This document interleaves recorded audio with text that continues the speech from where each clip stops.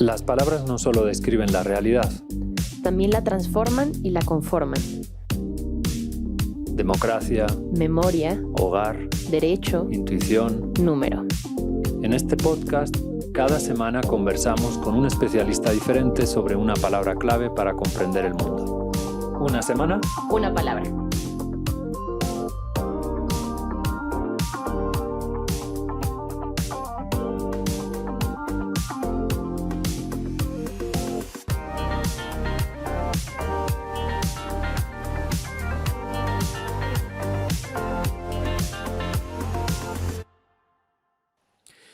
Los egipcios construyeron una estatua de Osiris que desprendía fuego por los ojos.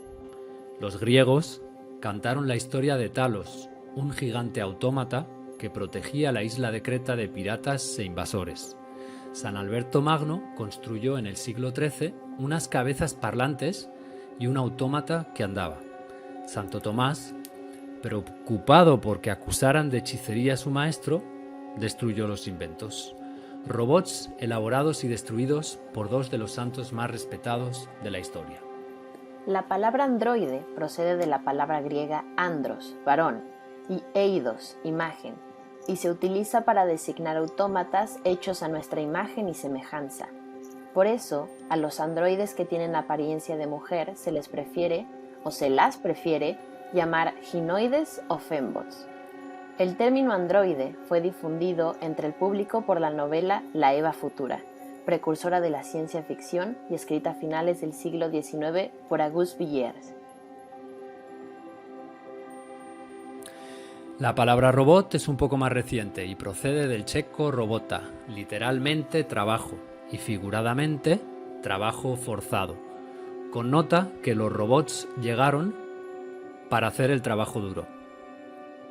Apareció con el sentido actual por primera vez en 1920, en la obra de teatro Rosumovi Universalni Roboti, del dramaturgo Karel Čapek, quien la utilizó para designar a unas máquinas pensantes que hacen el trabajo pesado y finalmente matan a su creador. Los diferentes tipos de robots hoy cumplen numerosas tareas. Sirven comida, limpian los suelos, entregan la correspondencia, localizan y desactivan minas, exploran Marte, mantienen conversaciones en múltiples lenguas, ofrecen sexo, contribuyen a realizar operaciones quirúrgicas, expresan emociones aparentemente humanas mediante su rostro, hacen mortales hacia atrás y tienen mucha más fuerza que cualquier humano. ¿Cuál va a ser el papel de los robots en las próximas décadas? ¿Nos ahorrarán los trabajos pesados? ¿Habrá ejércitos conformados por ellos? ¿A qué retos técnicos y éticos se enfrenta la robótica? ¿Seremos acaso nosotros, los que hoy vivimos sobre la faz de la Tierra, los primeros en convivir con una nueva especie creada artificialmente y de apariencia indistinguible de la humana? Para dialogar sobre estas y otras preguntas, hoy nos acompaña Marco Antonio Morales. Marco Antonio Morales Aguirre es doctor en Ciencias de la Computación por la Universidad de Texas A&M y maestro en Ingeniería Eléctrica e ingeniero en Computación por la UNAM. Ha participado en la organización de numerosos congresos y competencias internacionales de robótica. Es miembro de la Academia Mexicana de Computación, miembro fundador de la Federación Mexicana de Robótica, de la que también ha sido presidente, y chair del Mexican Council de la IEEE Robotics and Automation Society. Y además pertenece al Sistema Nacional de Investigadores Mexicano y es director interino del Programa de Ingeniería en Computación del ITAM. Bienvenido, Marco, muchas gracias por estar hoy con nosotros. Muchas gracias por la invitación y pues muy a gusto aquí platicando con ustedes sobre este tema que ha sido pues el tema de mi vida prácticamente. ¿Cómo describirías lo que es un robot para alguien que no es ingeniero? ¿Cómo definir este concepto del que todos hemos oído hablar y hemos visto? ¿Qué es un robot, no? Es que escuchamos de robots, yo escucho de robots desde que era niño en películas, ¿no? Y prácticamente a quienes les preguntemos qué es un robot, todos tenemos una idea de lo que eso es o nos imaginamos. Desde el punto de vista de la robótica, un robot ha sido muchas cosas al paso del tiempo. Ahorita, bueno, has platicado de estas máquinas que se han construido a lo largo de la historia que con la idea de que hagan algo, de que hagan algo de manera independiente, sin que una persona las controle. Pero en la historia de la robótica, los primeros robots fueron robots controlados por personas. Y ahora los robots son más bien, o al menos lo que queremos que sean los robots es que sean máquinas que tengan la capacidad de percibir, de obtener información del entorno en el que se encuentran y que puedan actuar en ese mismo entorno para conseguir algún objetivo. Eso es lo que quisiéramos que fuera un robot, aunque no todas las máquinas a las que les llamamos robots cumplen con todas esas características. Muchas veces le llamamos robots a máquinas que se mueven, aunque no sabemos si están moviéndose en respuesta a los cambios que hay en su entorno, pero les llamamos también robots. Entonces, eh, es como de estas ideas que sabemos que las entendemos en general, pero que en función de lo que hacemos con ellos es como las interpretamos, ¿no? Entonces, creo que la mayor parte de nosotros nos damos una idea de que es un robot y quizá pensamos en los robots de las películas, sobre todo, que actúan por sí mismos, que son capaces de tomar sus propias decisiones y de conseguir un objetivo, ¿no? Muy humanizados, muy humanizados. Esa es quizá la idea más general de robots. ¿Y así es? Pues no, no, estamos muy lejos de llegar a esos robots humanizados, a esos robots que de forma independiente tomen sus propias decisiones sobre los cambios que están observando y que sean capaces de incluso razonar sobre lo que está sucediendo en su entorno y cómo lograr planear tareas para poder conseguir ese objetivo que se están planteando.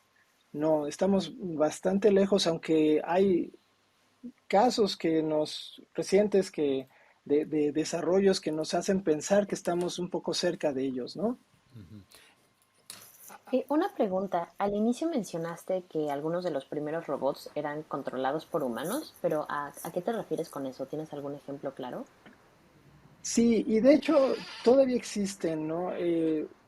Robots teleoperados, robots en donde una persona está haciendo movimientos y el robot está posiblemente respondiendo a los movimientos de la persona, pero en Como realidad quien Mazinger está Z, controlando a la máquina.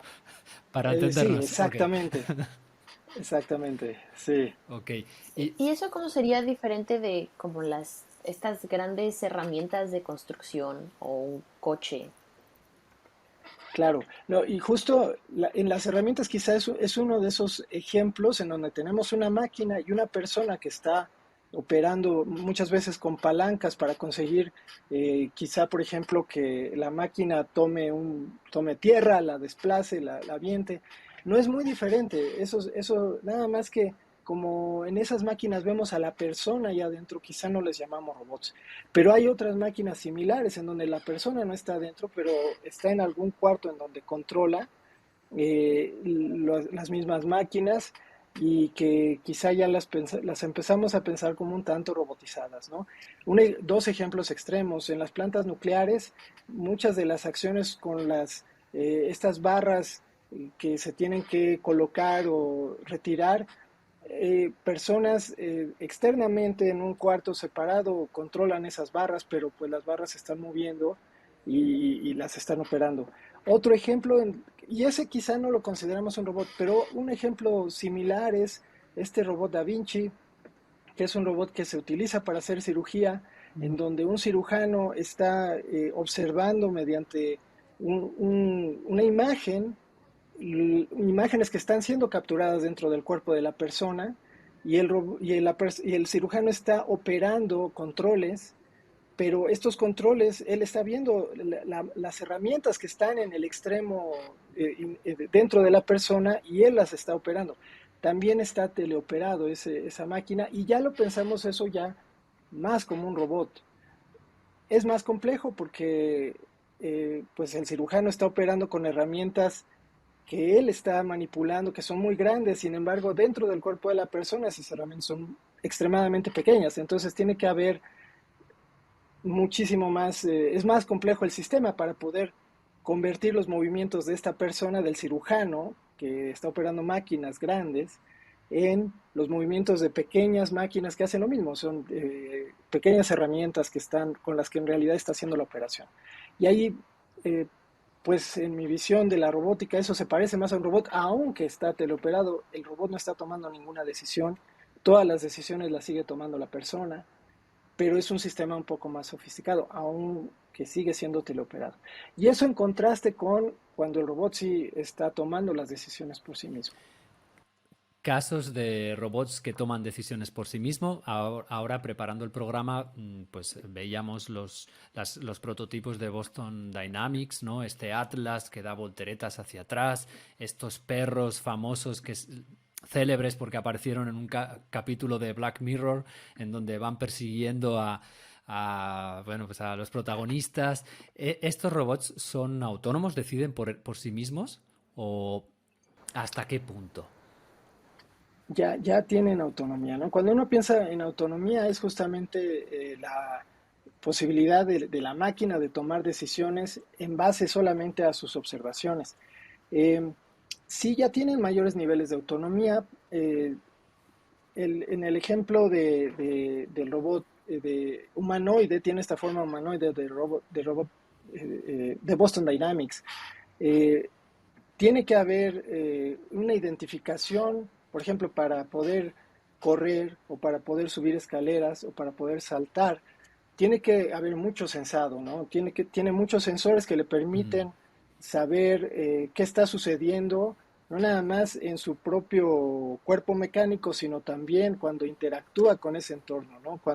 En dónde poner el pie, cuánta fuerza, y de hecho tienen muchos sensores de fuerza, cuánta fuerza se está ejerciendo, y obviamente tienen también un cómputo sofisticado para poder sostener la estabilidad, que eso es lo más, el logro mayor en el caso de los robots de Boston Dynamics, que es sostener la estabilidad a pesar de variaciones en el terreno.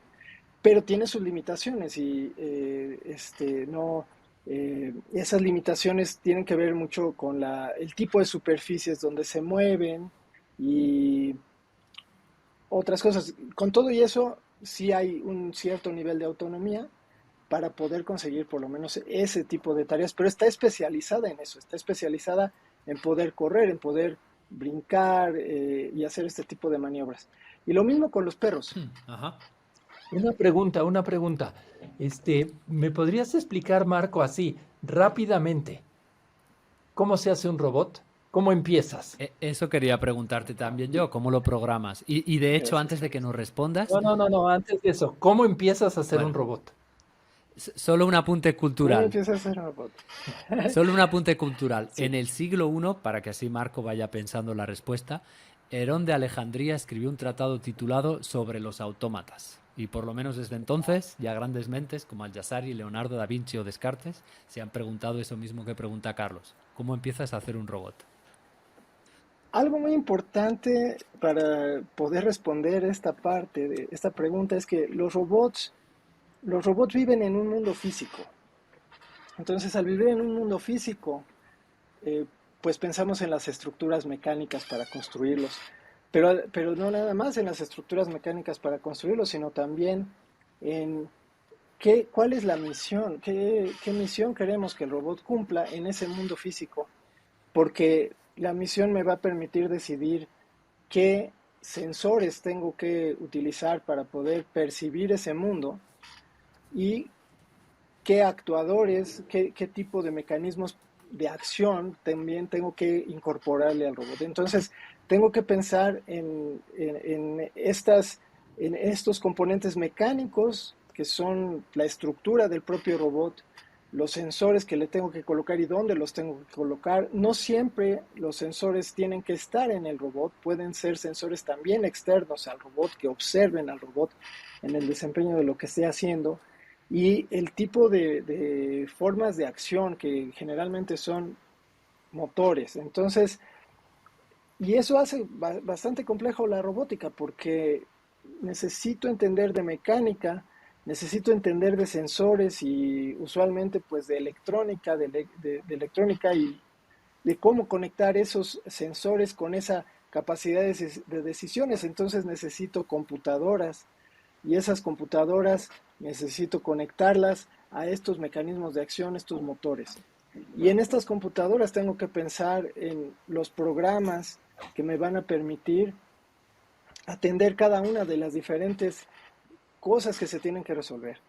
Y algunos de estos componentes computacionales tienen que resolver cómo moverse y otros cómo interpretar esos sensores y otros componentes tienen que hacer esa fusión, cómo pasar de lo que los sensores capturan a las acciones correspondientes. Y entonces ese es como que el esquema general de qué necesito pensar para poder construir un robot. Y una vez pensado en todo eso, podemos empezar a ya construir un robot. Ahora, podríamos también tomar un enfoque bien diferente, ¿no? Porque aquí suena que todo esto está bien complicado. Y podríamos pensar en que ya existen también algunas herramientas que nos ayudan a poder hacer robots, quizá no muy versátiles, pero que sí podamos hacerlo rápido. Y hay una infinidad de kits para hacer robots que ya tienen un poquito de todo esto, ya tienen estructuras, ya tienen cómputo, ya tienen sensores y uno puede de alguna forma reconfigurarlos fácilmente para rápidamente poder hacer robots sencillos que hagan cosas mínimas, ¿no? Ahorita, pensando incluso pues en la historia de la robótica, quizá uno de los primeros robots autónomos ya más como que en forma fueron creados por Valentino Breitenberg hace ya muchos años y eran robots bastante sencillos, eran pequeños vehículos que tenían un sensor muy simple que era un sensor de luz y tenían ruedas y motores para poder moverlos y un pequeño sistema que lo que hacía era que cuando el robot percibía una cantidad intensa de luz, el robot huía. Y cuando el robot no percibía mucha luz, el robot se detenía. Y ese es un robot muy simple, autónomo, no tiene un programa muy sofisticado. Y entonces hacía sus robots que les llamaba fotofílicos, fotofóbicos, ¿no? Y son robots muy sencillos que se pueden hacer incluso con juguetes, con juguetes. Eh, de hecho, el primer robot que yo quise construir, yo lo quise armar con kits de Lego antes de que existieran los kits de Mindstorms, Ujú. porque ya traían mecanismos y todo lo necesario para poder, digamos, arrancar con ese tipo de ¿Y cosas. qué hacía ese robot que construiste? Pues no hacía muchas cosas, nada más movía sus ruedas y avanzaba y retrocedía y súper básico. Tenemos muchas preguntas. Una de Margarita. Estaba pensando en las distinciones y similitudes, básicamente en dos. O sea, un robot tiene que tener un cuerpo físico, porque, por ejemplo, en psicología se habla de terapia, de robots de terapia, y más bien son como programas, no son un objeto, ¿no? Y me pregunto también, por ejemplo, si el robot tiene que tener alguna cualidad que lo haga parecida a un ser humano. Por ejemplo, un coche Tesla que se maneja solo, ¿se considera un robot o no? Entonces, básicamente es esto de lo humanoide y si la inteligencia artificial es una subdivisión de la robótica o qué relación hay entre ambas. Ok, sobre de tener un cuerpo físico, sí tiene que tener un cuerpo físico porque el cuerpo determina muchísimas cosas. Pero cuando yo hablo de físico, muchas veces en robótica simulamos también la física. Entonces, a veces eso físico puede ser virtual, pero sí tienen que tener un cuerpo porque si no tienen un cuerpo es mucho más difícil concebir esta conexión entre el censar en un entorno y el actuar sobre ese entorno. Y este cuerpo físico es el que le permite actuar sobre ese entorno, Okay. aun si es simulado ese cuerpo físico, Uh-huh. porque ese cuerpo físico es el que le permite empujar un objeto, el que le permite jalar un objeto, así sea simulado. Eh, Muchas veces usamos la palabra robot para conceptos, para agentes robóticos que pueden ser completamente simulados. Incluso pensamos a veces le llamamos robots a programas que exploran el Internet para reconocer las páginas y el contenido de las páginas y poder hacer índices que luego nosotros utilizamos cuando hacemos una consulta, por ejemplo, en Google, ¿no? Y eso lo hacen robots, y son robots porque también, aunque ahí la física es diferente, ¿no? Cuando nosotros pensamos en la física, o en el cuerpo físico, estamos pensando en el entorno en donde se desenvuelve, ¿no? Pero sí tiene que haber una conexión entre el sensado y la acción, entre el medir, observar cosas y actuar sobre ellas. Ok. Entonces, por ese lado, sí es importante el cuerpo. Y luego la parte inteligente, ¿no? Los robots, la inteligencia, creemos que tienen que ser inteligentes porque eso es lo que les permite hacer planes para poder conseguir esa tarea que tienen en mente. Tienen que tener una tarea también. Tiene que haber una tarea que, aunque sea sencilla, pero tiene que haber una tarea que se tiene que lograr. Sobre eso te queríamos Y preguntar buscar lograr también. esa tarea, claro, buscar lograr esa tarea requiere un cierto nivel de inteligencia. No necesita ser una inteligencia en el sentido humano de la inteligencia, sino suficiente para poder conseguir lograr realizar esa tarea. Y el ejemplo de los coches, pues es uno de ellos, sí. Entonces, por un lado Sí, está Javier. la programación muy importante para percibir, la programación para actuar, entiendo así, resumiéndolo, traduciéndolo un poco a un lenguaje más llano, y luego está la misión del robot, ¿no? El propósito con el que tú lo concibes. ¿Cuáles crees que van a ser esos propósitos que van a marcar la historia de la robótica en las próximas décadas? ¿Qué van a hacer los robots de dentro de 5, 6, 7, 10 años? Y después oiremos a Carlos. Pues sí, los retos que tiene la robótica son muchos. Muchas veces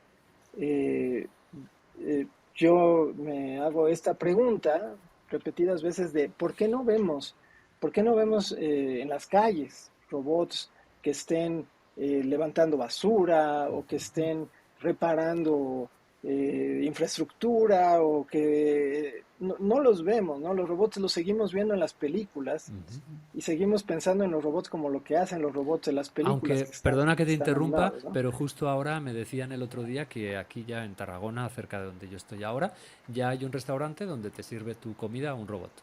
Entonces cada vez están más extendidos, sí. Pero bueno, no he ido. Claro, y justo iba a eso. Ya sí está habiendo cada vez más familiaridad con cierto tipo de robots, muchos de ellos para tareas muy definidas, ¿no? Un robot que ya pueda, digamos, desenvolverse como una persona en las calles y que no se vaya a tropezar y caerse y quedarse ahí tirado, o que sea lo suficientemente robusto, es algo de lo que todavía estamos un poco lejos. Pero, por ejemplo, los coches que se manejan solos sí son robots. Y ya en entornos, en ciertos entornos ya los vemos. Estos robots que tienen sistemas de ayuda para manejar, que no operan independientemente todo el tiempo, que todavía nos piden que el conductor esté atento, sí tienen muchos mecanismos robóticos para poder hacer muchas cosas en situaciones controladas.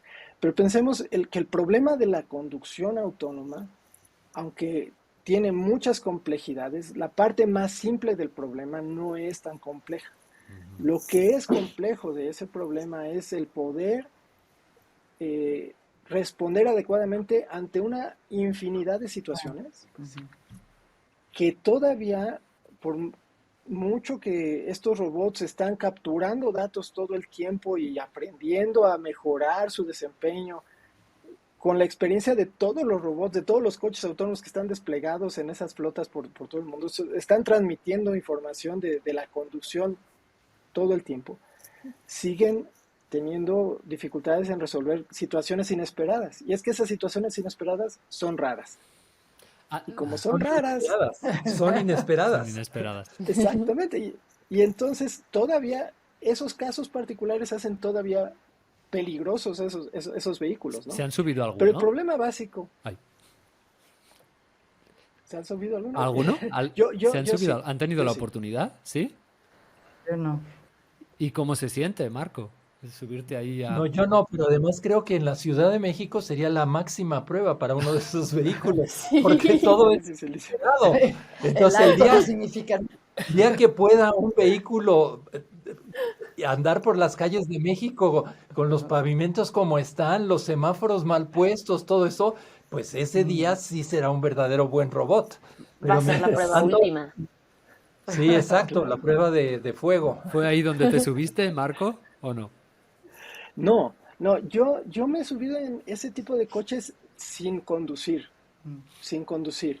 En un par de ocasiones. De hecho, aquí en el ITAM tuvimos uno de esos robots hace algunos años que trajo Raúl Rojas cuando hizo una demostración de su coche. Raúl Rojas es un profesor de la Universidad Libre de Berlín, es mexicano, y desarrolló un coche autónomo que condujo autónomamente desde Arizona hasta la Ciudad de México. Wow. wow. Y ¿Entró? sí condujo autónomamente en alguna parte de, creo que en Zacatenco, Ah, en una zona muy controlada. Eh, y lo trajo aquí y pues nos dejó ahí verlo, subirnos y hacer, pero no conducirlo, no. wow. Carlos, como en cada episodio, esperamos ansiosos tu intervención. Adelante. Pues sí, yo esta vez, pues por lo que has dicho, Marco, estoy totalmente convencido que la robótica tiene una dependencia enorme de la programación. Sí, sí, sí. Programación imposible hacer robots. Y entonces se ha aprovechado esto para hablar de una condesa, de la condesa del Lovelace, Ujú. que debes de conocer. Ada Lovelace, sí. Exactamente, Ada Byron, de hecho. ¿Qué era de Ella Lord Byron? precisamente era hija del Lord Byron, ¿sí? Pero cuando estaba casado Lord Byron con una señora que se llamaba Ana Isabela, y al poco tiempo de nacer Ada, se separaron porque él quería tener un varón y además tenía un temperamento muy peculiar Lord Byron, ¿sí? Tan tenía el temperamento peculiar que la madre de Ada Byron, o de Ada Lovelace, como se conoce más, dijo, no, yo tengo que apartar a esta chica de las letras, la tengo que apartar de la poesía y la voy a encaminar hacia las ciencias para Ah, ver si así le puedo controlar un poco más el temperamento y no hereda el temperamento de su No padre. has hecho eso con tus Bueno, hijos, Carlos, espero. bueno, entonces, parece curioso, ¿no? Es decir, este tipo de pensamiento y de forma de hacer las cosas, ¿sí? Y pues a final de cuentas, esta mujer, la madre de Ada Byron o de Ada Lovelace, la fue encaminando hacia los medios científicos y ella a los 12 años ya se interesaba muchísimo en la mecánica y en la máquina de vapor y entonces su interés primordial en ese momento era hacer una máquina de vapor que permitiese volar. Todos sabemos que no tuvo éxito, pero bueno, ya simplemente el tener la interés en eso idea, es maravilloso y claro. tenerlo a los 12 años todavía más, ¿no? Y su madre la siguió promocionando todo este tipo de cosas hasta que un día tuvo en una reunión la suerte de conocer a Charles Babbage, Ujú. que pues en esa época estaba trabajando en un prototipo de máquina calculadora que se llamó The Difference Engine. Ujú. Y a partir de ahí, los dos empezaron a tener un intercambio de cartas, evidentemente en donde compartían sus ideas matemáticas. Hasta que en 1848 cayó en manos de Ada un artículo escrito por un francés, no sé, no me acuerdo quién es, ni lo busqué afanosamente, sí, pero un artículo escrito en francés que Babbage le pidió que ella tradujera. Y ella hizo la traducción de ese artículo que denotó o que llamó Analytical Engine. ¿Sí? La otra era The Difference Engine, este es Analytical Engine. Había ya algo más. ¿Sí? En su traducción, como era muy usual y como es muy usual entre los matemáticos, Cuando hace uno eso, una traducción para alguien, pues lo va uno leyendo, lo va entendiendo y va haciendo notitas y va poniendo comentarios y va poniendo distintas cosas, ¿sí? En ese artículo, Ada puso tal cantidad de notas que triplicó la longitud del artículo, ¿sí? Wow. Para explicar todo lo que venía ahí. Y ella reconoció que era un artículo maravilloso y que esa máquina era algo que a ella, pues realmente le llamaba mucho la atención. Una máquina teórica, ¿eh?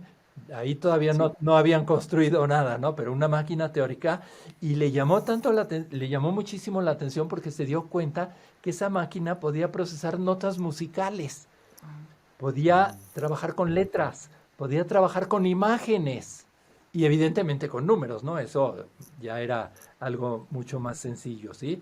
Y publicó una nota que se hizo muy famosa, que es la nota G de Lovelace, en donde añadió una descripción paso a paso de cómo calcular unos números muy peculiares en matemáticas, que son los números de Bernoulli, que hablan de números primos y de sumas y que se usan en muchas partes y que hay problemas abiertos ahí sobre esos números que no se han podido resolver. Entonces era muy bueno tener una forma de poder calcular esos números. Y ella hizo eso en donde incluso llegó un poquito a acercarse a algo que se llama la función zeta de Riemann, que pues algún día trataré de explicar con mucho más cuidado. Y esa manera, ese algoritmo que ella publicó es lo que se conoce ahora como el primer programa que existió en el mundo. Es decir, ella fue la primera programadora en el mundo, ¿sí? Wow. Sin embargo, también tengo que decir aquí un par de O cosas sea más, que ¿sí? las matemáticas son hijas de la poesía. Ay, perdón, perdón.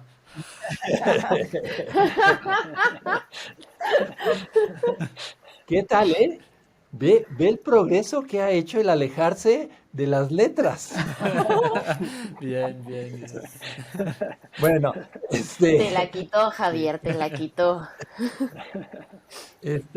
bueno, eso la convirtió a ella en la primera programadora. Sin embargo, actualmente su programa no tiene ningún interés, no tiene ninguna importancia, pero para mí sí tiene mucha importancia. Número uno, Claro.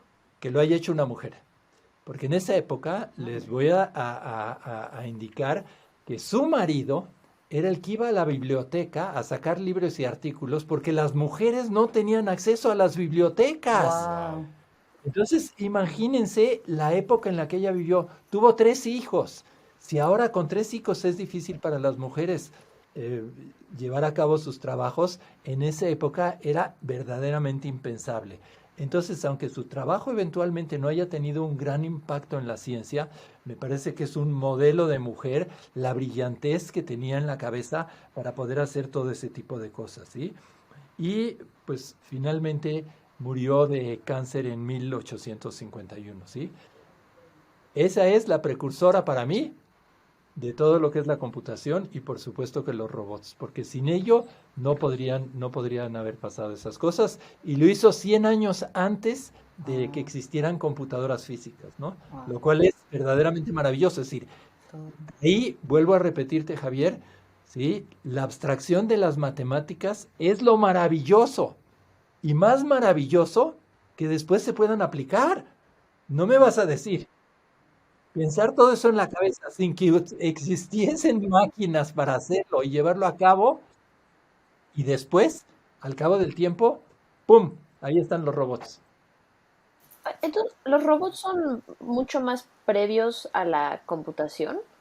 Los robots, Ajá. bueno, el concepto y la idea y la meta posiblemente, pero no sería posible hacer No. casi nada interesante sin computación, Ni los que definitivamente. están controlados a distancia por humanos, de forma más mecánica.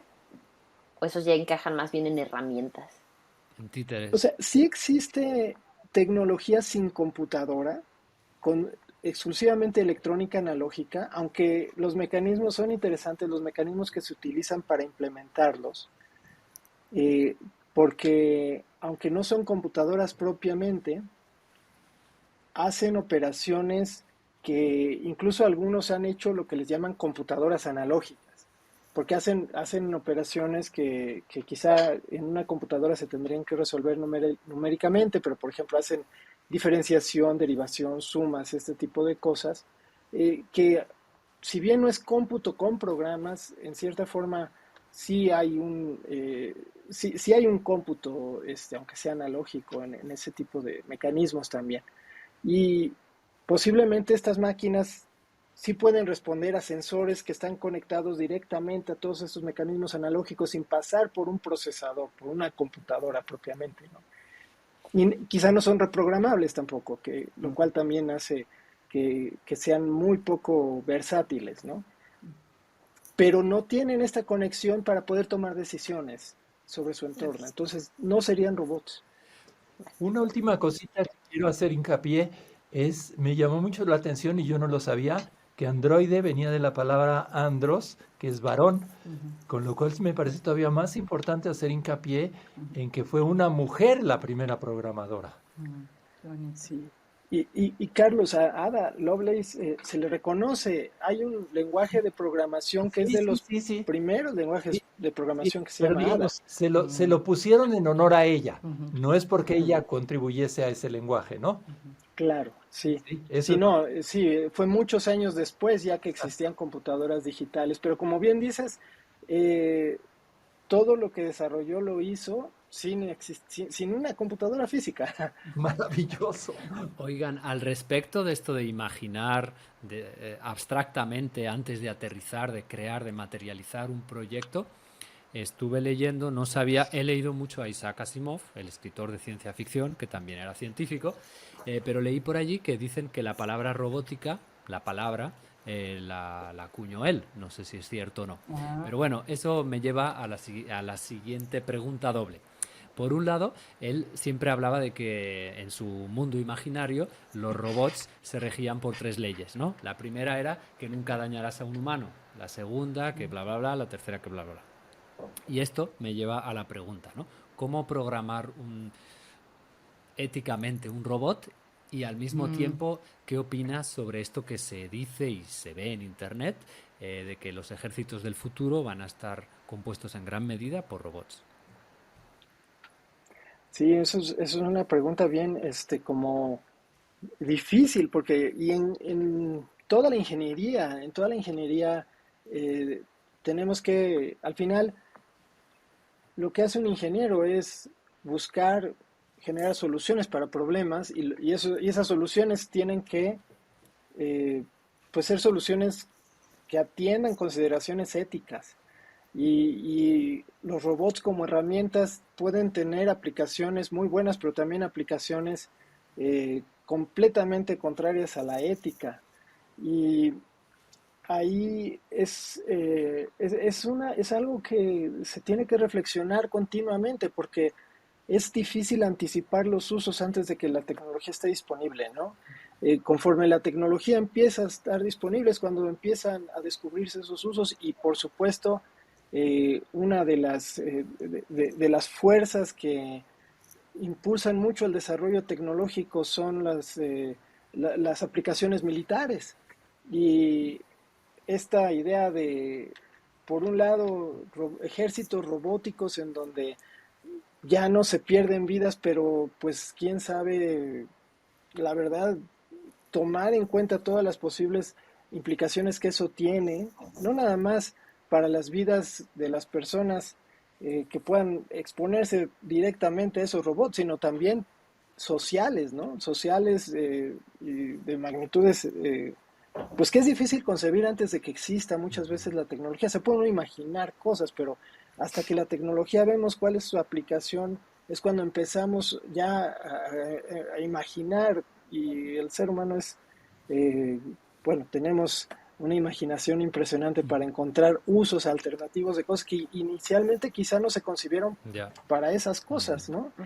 Y luego el creador no tiene tampoco la visión suficiente para poder darse cuenta o anticipar Mm. todos esos usos. Entonces, eso es más bien una pregunta que tenemos que estarnos haciendo continuamente en el proceso de diseño y de desarrollo, Mm. y estar conscientes y pues en la formación también de los ingenieros, ujú, ujú. insistir en todas estas consideraciones éticas y sociales. porque sí, las posibles implicaciones son grandes. Incluso pensando hay un debate grande sobre los efectos que tiene utilizar robots para producir ciertas cosas y si eso desplaza eh, a los trabajadores, y están estas ideas, bueno, desplaza a trabajadores, pero también crea otras oportunidades de empleo. Sin embargo, no creo que los trabajadores desplazados estén muy contentos, aunque haya nuevas oportunidades de empleo para otro tipo de trabajadores. Es complicado, ¿no? Sí es algo bastante importante para pensar. De los asuntos militares tampoco hay que irnos tan lejos a futuro. Por ejemplo, los ataques con drones, esos ya se han dado múltiples en la actualidad. Está interesante. Sí, sí, sí. Sí, sí, y conforme la tecnología avanza, ese tipo de máquinas pueden adquirir mayor autonomía, ¿no? Esos drones usualmente siguen siendo teleoperados en Sí, muchas sí. cosas, pero no en todo. O sea, ya también el procesamiento de las imágenes pueden identificar a lo mejor objetivos que quién sabe si ese es el objetivo realmente. No, sí, ya son aplicaciones reales. Heráclito creo que decía que la guerra es el padre de todas las cosas. Marina, como en todos los episodios, has salido a preguntar a la calle. Adelante. La pregunta es, escenario, empiezan a salir con un chico, chica, lo que sea. Va de maravilla, llevan 2, 3 citas y de repente se enteran de que en realidad es un androide, súper bien hecho. ¿Seguirían tratando de tener una relación con esa persona o no? Pues no lo sé, la verdad. No, es una pregunta bastante buena. A ver, en un principio a lo mejor me costaría bastante como darme cuenta, en plan interiorizarlo, pero creo que al final ya iría como alejándome un poco porque es un androide al fin y al cabo, ¿sabes? Entonces no creo que seguiría en una relación con un androide. No, sinceramente me daría bastante miedo tener una relación con un androide que, bueno, no es un ser humano y quién sabe qué va a pasar, así que no. A ver, yo me tendría que ver en la situación, pero no sé, si veo que funciona bien y tal, lo que pasa es que me parecería raro a lo mejor en el ámbito sexual cómo iría con un androide, porque entiendo que no es lo mismo, ¿no? Entonces, no sé, bueno, Quedarse meses. sí, no sé, a lo mejor sería como un compañero de vida más que para... no sé cómo decirlo, pero me lo plantearía, o sea, no es un no rotundo. No, A ver, yo me lo podría plantear. Quiero decir, escúchame. Si hay, o sea, si tiene sentimientos, si en plan me puedo llegar a entender con él, no sé, ¿por qué no? Aunque no tenga sentimientos, alguien que parezca que me quiere ya me sirve bastante, ¿eh? O sea, tampoco me voy a quejar. No, a ver, es que si llevo tiempo y no me he dado cuenta, es por algo. Entonces, bueno, sería mirarlo. Pero es que esta relación no lleva nada. Claro que sí. 3 citas. Ay, no, yo no, a la fregada no. Ah, solo he hecho 3 citas con él. Pero llevas 3 citas y este es el indicado. Marca todas mis cajitas. No, pero es que es decir, es un Todos androide hablarlo. y se te va el tío del suelo. Un androide perfecto, o sea, ¿Qué haces? ¿qué más quieres? O sea, No, pero es que relación no lleva nada porque no vas a tener tío, Bueno, depende de las cosas que quieras tú hijos y tener en todo la vida. eso ya en matrimonio. Bueno, yo pienso en plan, no puedes tener ¿para qué hijos. los quieres? No los quieres. Robots, de esos que ensamblas así como que te los llegan por paquetería y los haces. Pero no Les quieres. pones unas baterías y ya. No quieres hijos, lo quieres a él y ya está. O sea, es literalmente lo mejor que te puede pasar. En plan, piénsalo bien. Yo ¿Qué pasa encuentro si quiero hijos, una chica, y estoy con el androide y una pues chica no me androide va a dar, ¿no? perfecta Hay que... más opciones en la vida. O no, Hay más Lucía, nunca se sabe, ¿eh? El tiempo pasa muy rápido y ya... Sí, mira, ya la mitad de la carrera y...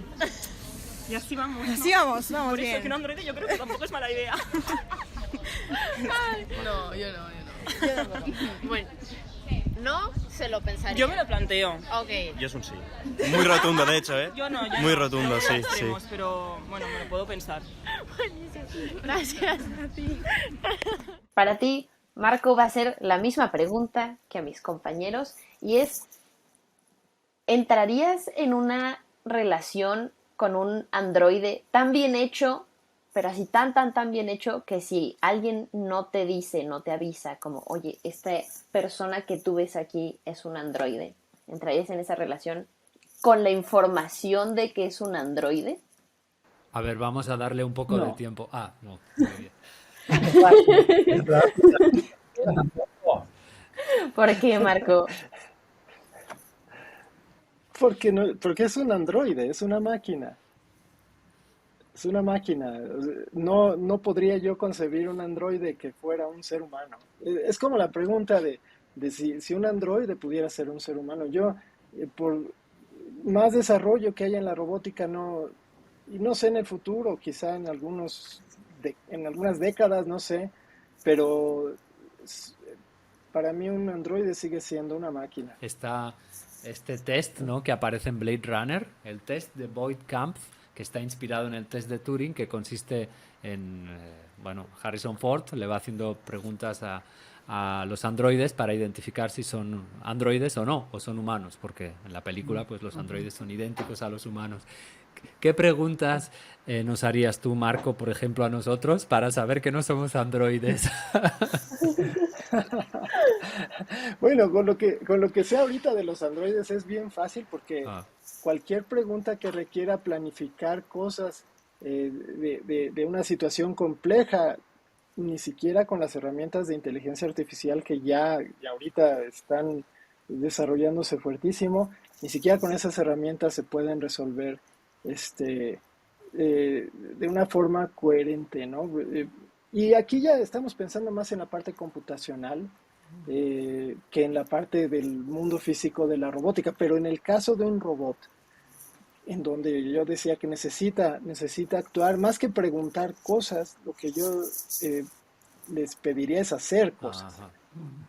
no preguntar cosas. Entonces, por ejemplo, hacer algo para saber si eres o no eres un robot. Yo te pediría, por ejemplo, servir un vaso de agua, eh, servir un vaso de agua y, y nada más. Y entonces ver qué harías, ¿no? Si yo te pido ahorita, dame un vaso de agua, la respuesta de un robot sería muy diferente a a la que tendrías tú, ¿no? En este mismo momento, Aunque ¿no? sea un robot entrenado para servir, o sea, como lo que decía Javier de los restaurantes. Sí, aunque aquí en el entorno en el que nos encontramos cada quien, ¿no? Por ejemplo, dame un vaso de agua, quizá un robot de inmediato estaría pensando, donde hay agua, y habría todo un proceso de deliberación antes de llegar quizá, en el mejor de los casos, a la conclusión de que no me puede servir un vaso de agua. Ujú. O si a lo mejor tiene allí las herramientas, tiene a lo mejor cerca o a la mano una botella de agua, ir y localizarla, ¿no? Pero si yo les pusiera el reto mayor, ok, no es que me sirvan un vaso de agua, sírvete un vaso de agua tú mismo. Cada quien lo va a resolver diferente, ¿no? A lo mejor yo aquí afuera hay una gran botella y yo me voy con mi taza, ¿no? No tengo un vaso de agua, pero sí me puedo servir agua. Bueno, yo para descartar cualquier duda me voy a echar un trago de agua para que sepan que no soy un replicante. Bueno, fíjense que Ada, de la que les hablé hace un ratito, ella lo que realmente estaba interesada era explicar cómo el cerebro creaba los pensamientos Wow. Ujú. y cómo los nervios, los sentimientos, eso era lo que ella estaba realmente interesada. Y lo que trató de hacer, y trataba de hacer, pero que pues claro que no llegó, era hacer un cálculo del sistema nervioso, un cálculo como un cálculo diferencial integral, donde se explicara cómo funcionaba perfectamente bien el Qué sistema increíble. nervioso. Se me hace que era una mujer súper vanguardista, maravillosa, Wow. Ambiciosa la muchacha. Wow. Yo- inteligente. Carlos, eso que me estás platicando lo conecto yo con Norbert Wiener, pero Oh, Norbert Wiener fue mucho tiempo mucho después. después. Ujú. Es que eso es lo Y maravilloso de esta mujer. sí, Que claro. uno dice, ¿qué hizo? No hizo nada. Digo, ¿Cómo pasó? porque actualmente hacer un algoritmo para los números de Bernoulli lo hacen los alumnos, ¿no? Es decir, que tienen un poquitito de entrenamiento, ¿no? Es decir, no hizo nada. Pero en su época, fuera de serie. claro. Margarita, como en cada episodio, nos traéis información desde la psicología. Al tratar de buscar conexiones entre el tema de los robots y la psicología, pensé en dos conceptos. Uno, que ahora creo, por lo que nos explicó Marcos, que está mal definido, tiene que ver con la terapia con robots. Ya desde hace varias décadas se ha experimentado con hacer procesos terapéuticos usando lo que se llama robots, pero hasta donde tengo entendido no es que sean objetos físicos con aspecto humanoide, sino hace muchas décadas era por teléfono con reconocimiento de voz, después a través de páginas web, hoy en día por chat, pero las personas presentan problemas reales a terapeutas, digamos, electrónicos, y se ha visto que estos procesos terapéuticos que se denominan robotizados, no sé si erróneamente, Marco, son muy efectivos. O sea que realmente son una alternativa porque hay una escasez de profesionales de la salud mental en muchas partes del mundo y tienen efectos significativos para problemas como la depresión. Entonces, esto realmente se me hace muy impresionante porque tendemos a pensar en la terapia justamente como un proceso muy, pues de una conexión personal muy importante. No sé, tengo que averiguar si son igualmente efectivos que la terapia con una persona, pero sí son efectivos. Y el otro tema tiene que ver con la relevancia que están tomando los robots de compañía, por lo que leo especialmente en Japón. De hecho, hasta hay un concepto que se llama el Lobot, de Love y Robot, un Lobot.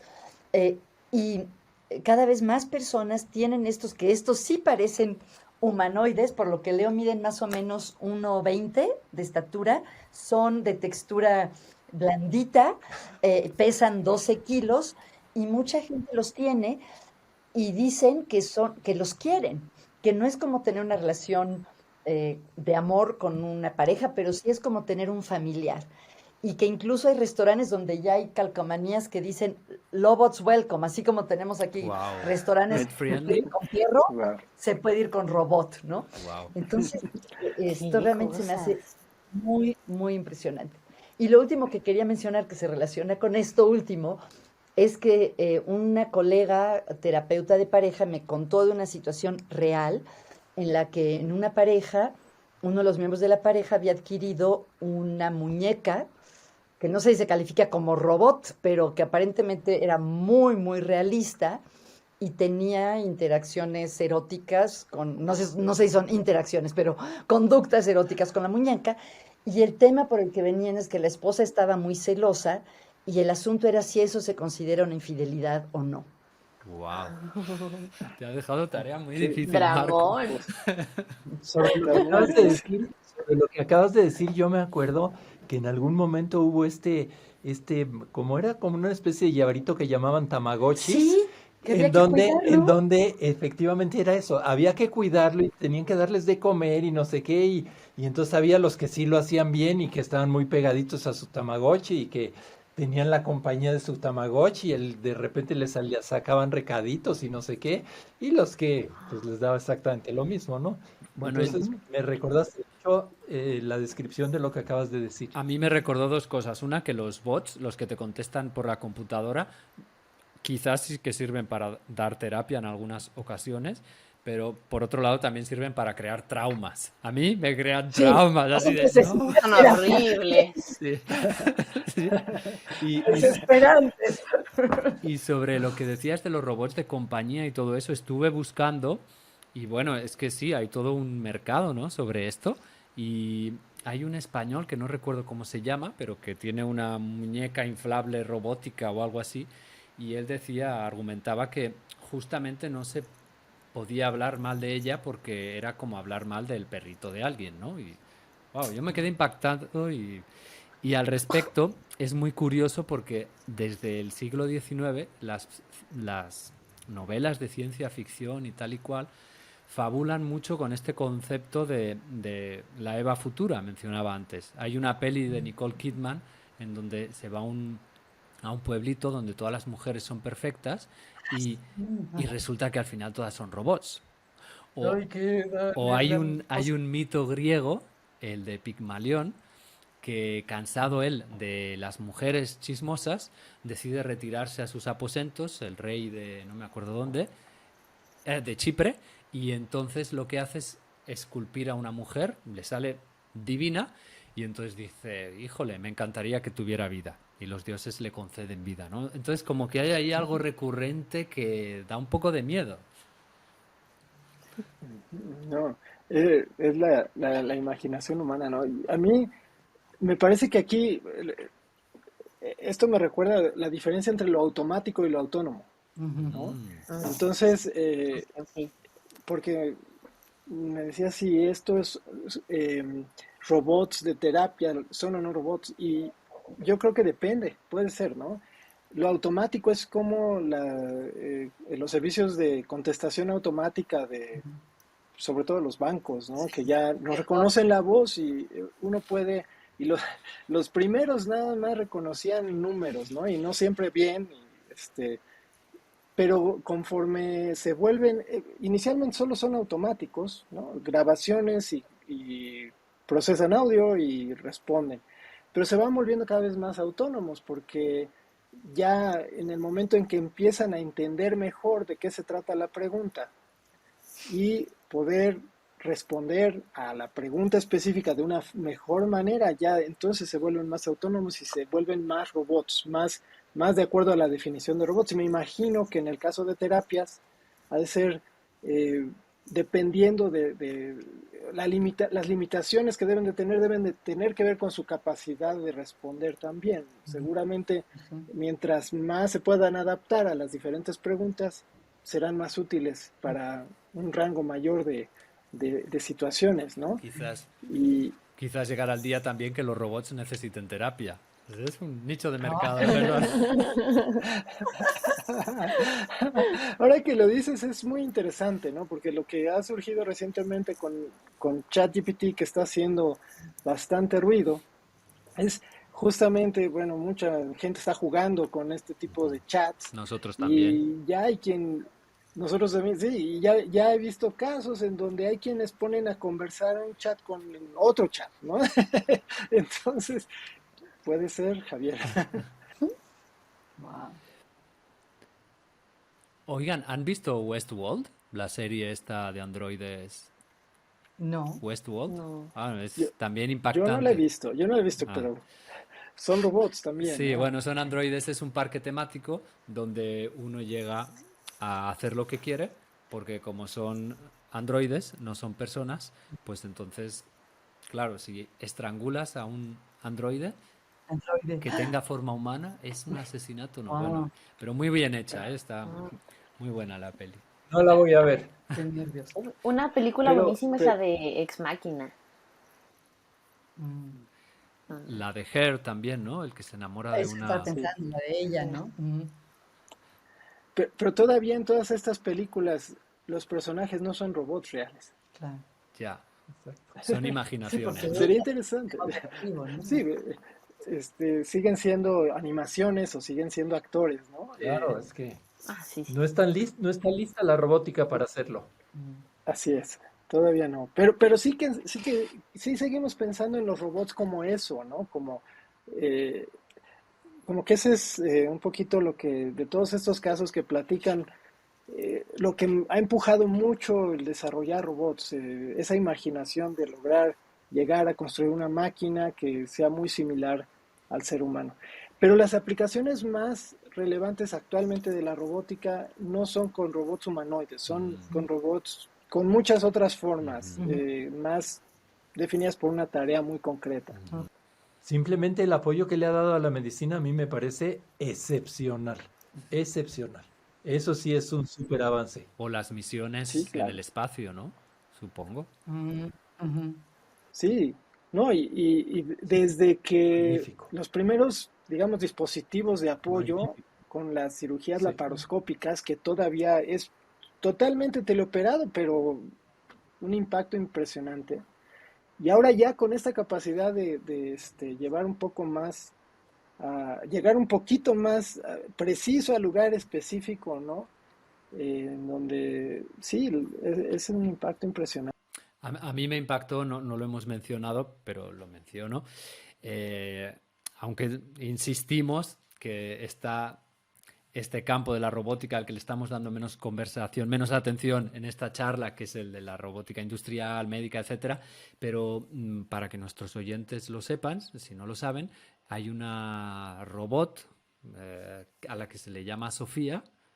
Habrás oído hablar de ella, Marco, que según Internet tiene la nacionalidad en Arabia Saudita, ¿no? Yo me preguntaba, bueno, ¿qué significa esto? Primero, y lo anuncian ahí, pues ya es her, no es it.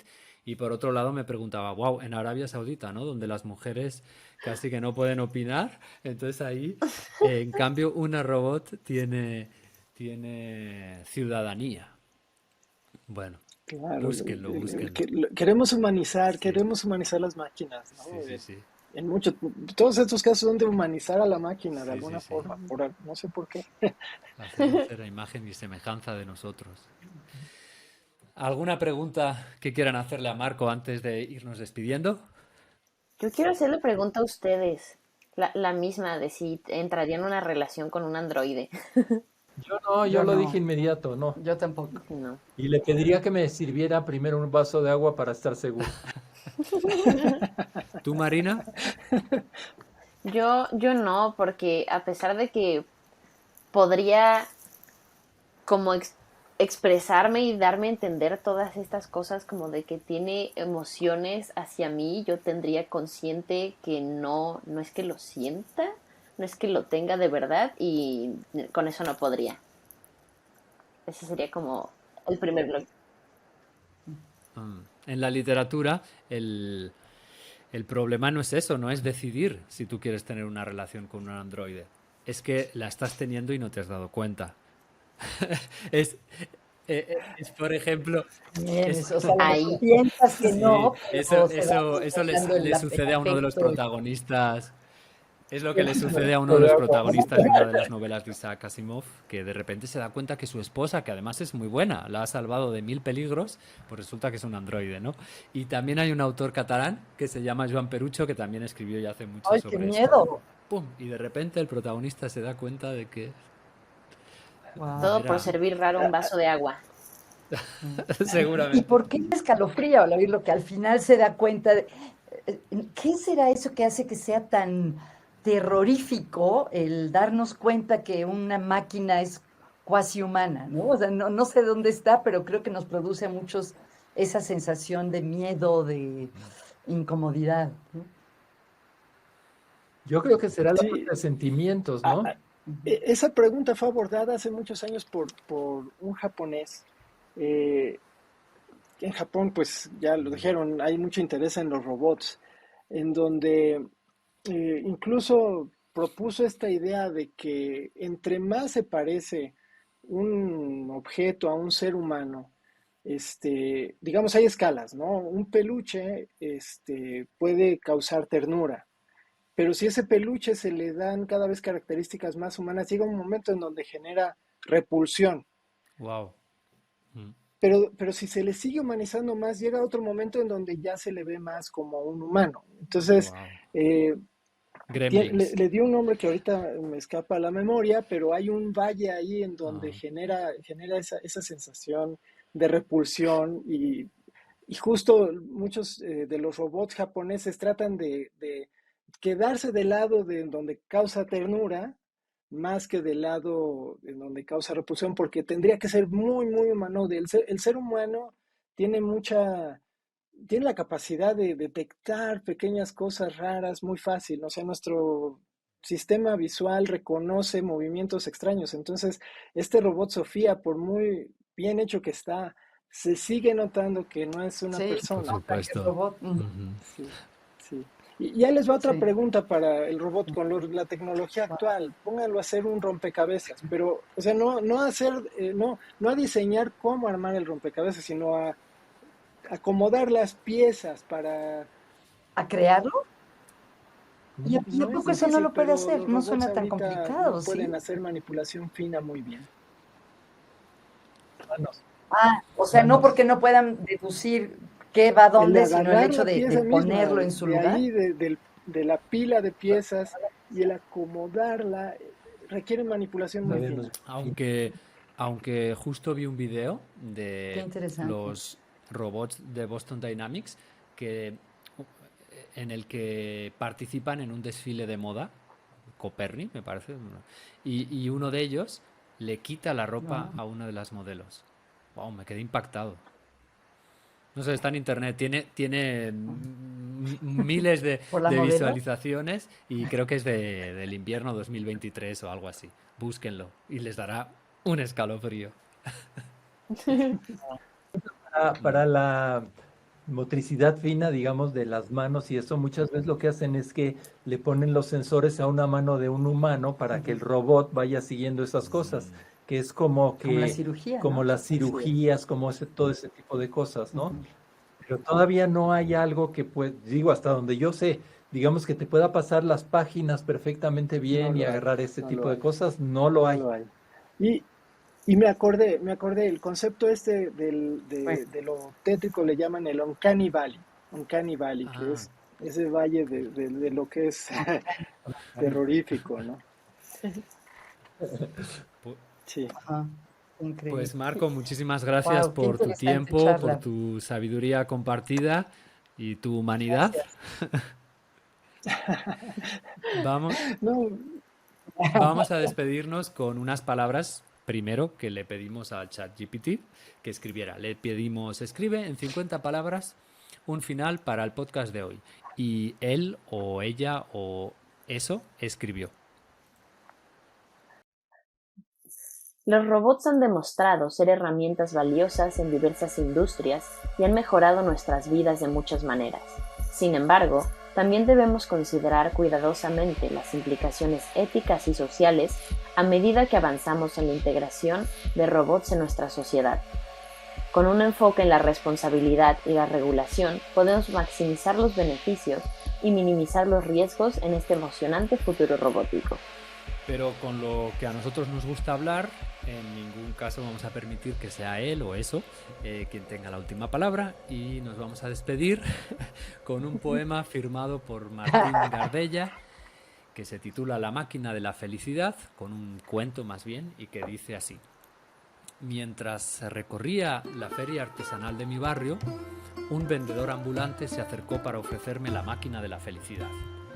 Aseguraba que el adquirente sería poseedor de un bienestar inigualable y podría hacer realidad cada uno de sus sueños y proyectos.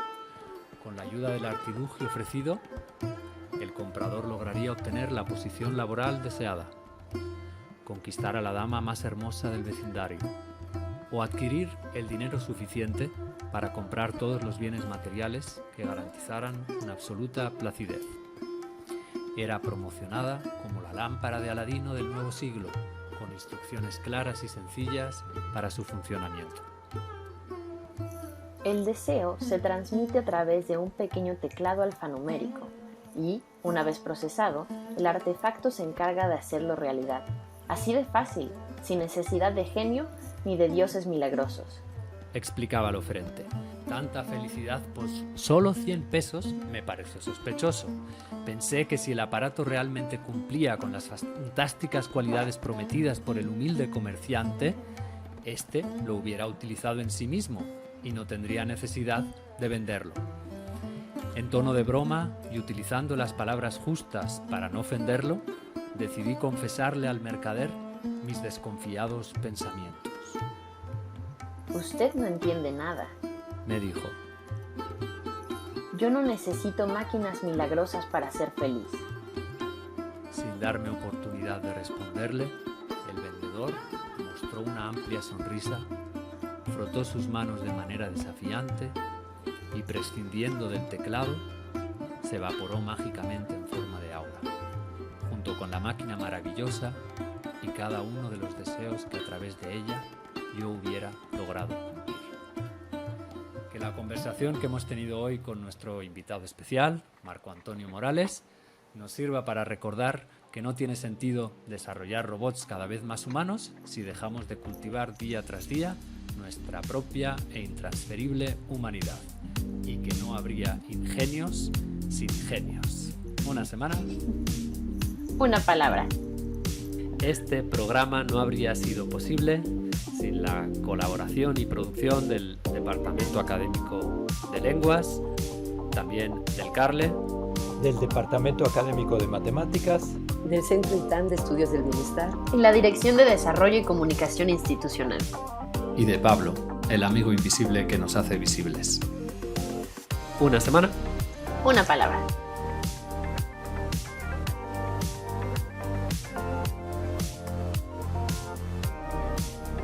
Muchas gracias por escucharnos. Ojalá disfruten su verano y nos vemos de vuelta en septiembre. Para que no se les olvide, suscríbanse a nuestro programa.